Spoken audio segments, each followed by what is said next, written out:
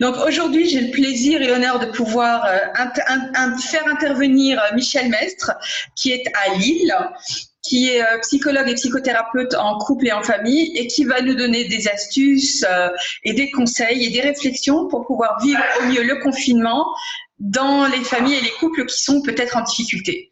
Michel, je te laisse la parole et je passe en mute. Voilà, un grand merci à toutes et tous. Je remercie Tipeee de m'avoir retrouvé, de m'avoir invité à participer à cet échange. Alors, je vais être un peu en décalage avec les interventions précédentes, puisque en tant que psychothérapeute, je suis peut-être moins psychothérapeute de famille. Je suis moins dans le conseil, des petits trucs, etc., mais j'en donnerai à la fin. Et puis, dans une réflexion, aussi dans ma façon de procéder en thérapie, je suis fortement influencé par Moniel Caïm et par les travaux sur le constructivisme. Donc, dans le travail que l'on fait en psychothérapie, c'est comment. Il y a une encore en marche, parce que j'entends le bruit. Dans le travail qu'on fait en psychothérapie. Excuse-moi Michel de t'interrompre, il y a un problème avec ton son. Ah bon? Ouais.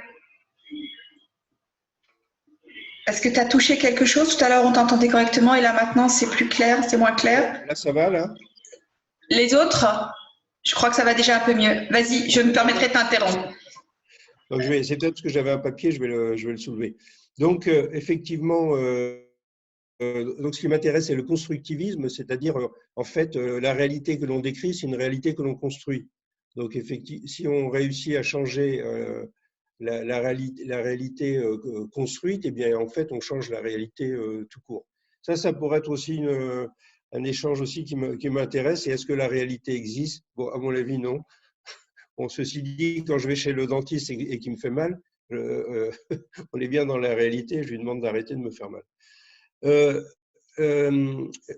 Oui, et je suis aussi formateur à Psycom, qui est un organisme de formation installé à Villeneuve-d'Ascq, dans le nord de la France. Enfin, on va fêter nos 30 ans cette année, donc ça fait un petit moment. Alors, je voulais commencer pour parler des familles en ayant une pensée à la fois pour les travailleurs sociaux et aussi pour toutes les familles dont ils s'occupent. Il faut penser qu'aujourd'hui, il y a des familles qui ont leurs enfants placés, dont les enfants ne reviennent plus en week-end. Il y a des familles d'accueil aussi, il faut penser aux familles d'accueil qui accueillent ces enfants placés par les juges et les services sociaux, qui n'ont pas la possibilité de souffler à ce que les enfants rentrent dans leur famille d'origine, puisque en ce moment, ces mêmes enfants sont confinés. Pensez à ces familles, que ce soit les familles d'accueil ou les familles tout court, dans lesquelles il y a des problèmes sociaux, il y a des problèmes, des troubles du comportement, etc. Ces jeunes vont exploser. Et derrière, il y a les travailleurs sociaux qui les accompagnent comme ils peuvent au téléphone. Enfin, les services sociaux ne sont pas fermés, hein. Les gens se relaient soit au téléphone depuis chez eux, soit dans les différentes circonscriptions ou services.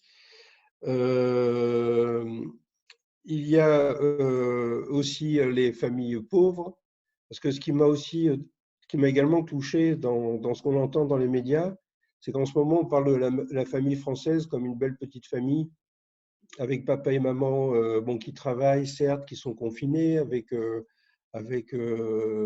des parents qui ont des problèmes d'organisation, etc. Mais il y a des familles pauvres, des familles en difficulté, des familles dans lesquelles il y a une carence sociale et sociologique, dans lesquelles il y a des adolescents qui sont 3 ou 4 par chambre, avec très, très peu de perspectives et de possibilités ou de lire, ou d'aller sur Internet, ou que sais-je encore. Donc, toutes ces familles, on a pensé à la santé, on a pensé à l'alimentation. Il ne faudrait pas oublier le social. Et si les familles en difficulté sociale ne sont pas accompagnées durant cette période de confinement, on peut s'attendre à un autre virus plus tard, il y a une autre explosion.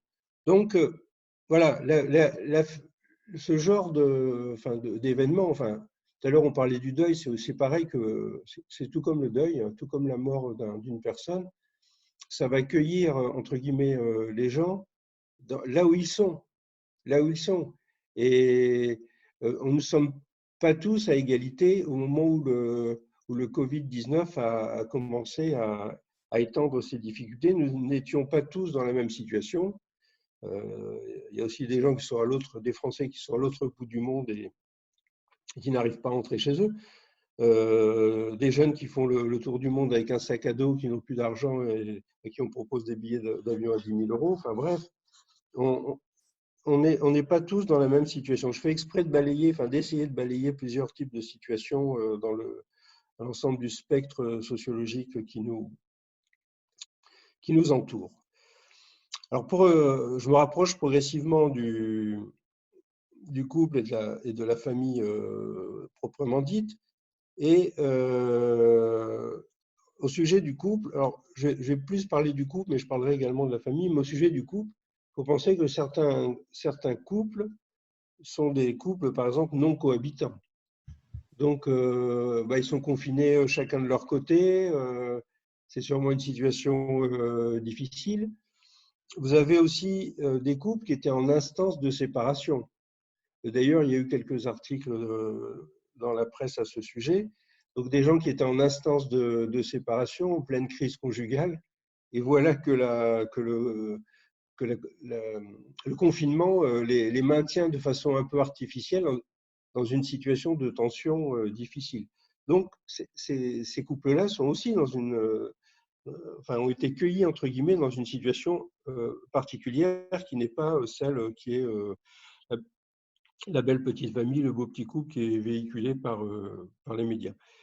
J'ai aussi, bon, ça c'est plus anecdotique, mais c'est un peu plus léger peut-être, mais il y a aussi les couples en construction. Il y a peut-être des gens qui étaient en instance de se déclarer leur flamme ou de s'inviter à boire un verre, aller au restaurant, enfin, ou autre, qui se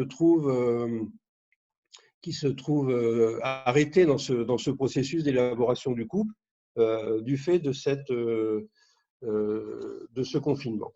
Donc, ce sera peut-être intéressant, pour nous thérapeutes de couple, de voir comment la vie du couple, que ce soit le couple qui se crée, le couple qui se poursuit, le couple avec enfants, le couple qui se sépare, comment tous ces couples ont été arrêtés dans leur processus, bloqués, confinés dans leur processus, à une date bien précise, à cette période que nous vivons actuellement. Donc, je poursuis en proposant, en même temps je fais attention à l'heure, en proposant, j'en profite pour placer une définition du couple. Alors, qu'est-ce qu'on peut dire du couple? Alors, déjà, on peut dire que c'est le plus petit des systèmes humains. C'est le seul système pour lequel le nombre de relations est inférieur au nombre d'éléments. C'est-à-dire que vous avez un canal de communication pour 2 personnes. Un couple avec un enfant, ça fait 3 pour 3 canaux de communication. 4, ça fait 6 4 personnes, par exemple, 2 adultes et 2 enfants, ça fait 6 canaux de communication. Donc on voit que c'est un système extrêmement petit et qui en même temps va concentrer toutes les problématiques qu'on peut trouver dans les relations humaines. Bon, on ne va pas le développer. La définition que je donnerai du couple, c'est un système qui est auto-référentiel et auto-défini. C'est-à-dire c'est seulement les 2 membres du couple qui peuvent se définir comme couple. On ne peut pas définir un couple de l'extérieur. Même si on a l'impression que ces 2 personnes sont en couple, si elles ne sont pas en couple, elles ne sont pas en couple. Seules elles peuvent le définir. Et c'est peut-être le seul système humain, avec peut-être l'amitié, mais c'est sûrement le seul système humain qui soit auto-défini. Et surtout, il faut que les 2 soient d'accord, parce que s'il y en a un qui se sent en couple et l'autre pas, c'est pas un couple. Vous voyez ? Bon, on verra ça. Alors, excuse-moi Michel, justement de t'interrompre, je voudrais rebondir sur ce que tu es en train de dire. Est-ce que tu as justement des astuces, oui, des astuces concrètes pour accompagner ces couples qui finalement ne savent peut-être pas où est-ce qu'ils en sont? Est-ce qu'ils sont en début, en milieu, en fin? Est-ce que avec ou sans enfants c'est compliqué? Voilà. Est-ce que tu as des astuces très concrètes pour ces couples-là? Alors, je te remercie, comme ça j'arrête et puis je vais arriver directement à ça. Et je voulais j'avais préparé des petits documents. Je verrai peut-être que je vais les donner après pour ne pas perdre de temps maintenant. Mais un de mes maîtres et une de mes références, c'est Robert Neuburger, qui vient de publier un ouvrage sur les thérapies de couple, et je vais vous l'envoyer après, et qui a aussi, dans le couple, comme ça je vais répondre à ta question, qui explique qu'un couple, c'est un groupe d'appartenance qui est structuré par un pôle mythique et des rituels. Donc le pôle mythique, c'est l'ensemble des croyances du couple, et les rituels, ce sont les petites choses que l'on fait, le petit bisou, le petit mot, le petit SMS à midi, enfin tout ce que, de façon plus grossière, ça peut être fêter la Saint-Valentin, qui a été imposé par les commerçants, mais ça peut être l'anniversaire de rencontre, l'anniversaire de mariage. Donc, en gros, un groupe d'appartenance. Dans un groupe d'appartenance, le mythe dicte les rituels. C'est-à-dire, si le mythe, c'est on est amoureux, on s'aime, donc les rituels, ça va être on s'envoie ces petits messages, on fête notre amour régulièrement. Les rituels, eux, ce sont des actes ou des choses enfin, qui se voient, qui s'évaluent. C'est de type analogique pour les spécialistes. C'est de type analogique et c'est répétitif. L'anniversaire de rencontre, il est toujours fait à la même période. Le petit SMS qu'on envoie à midi, c'est toujours à la même période.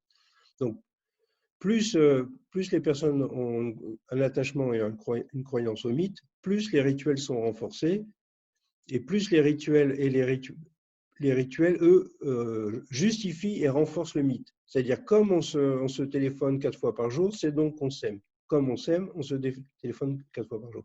Donc, le mythe établit les rituels et les rituels renforcent le mythe. Je vous enverrai un petit schéma là-dessus après l'échange. Donc, qu'est-ce qui se passe pour nos amis les couples en ce moment? C'est que tout ça, c'est complètement perturbé. Vous n'avez pas l'idée d'envoyer un SMS à midi si votre conjoint est là, enfin, etc. Les gens qui travaillaient tous les deux, tout d'un coup, ils se retrouvent toute la journée ensemble, ils se retrouvent H24.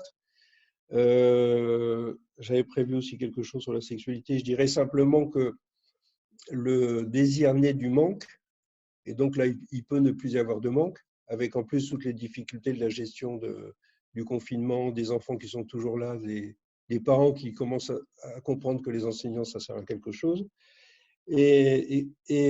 Donc, l'idée serait la suivante, c'est comment recréer des nouveaux rituels pour pouvoir renforcer le mythe. Puisque les rituels ordinaires ou habituels vont tomber, que le manque va disparaître. Donc voilà donc mes propositions.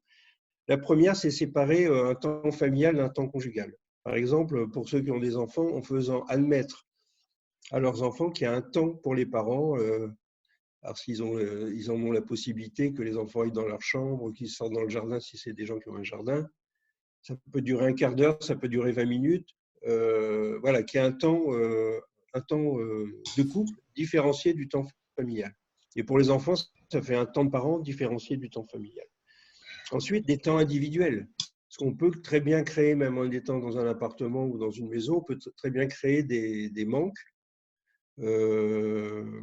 Par exemple, moi, je vais être heureux de retrouver ma femme dans une petite heure. Là, tous les matins, je travaille et on se retrouve après.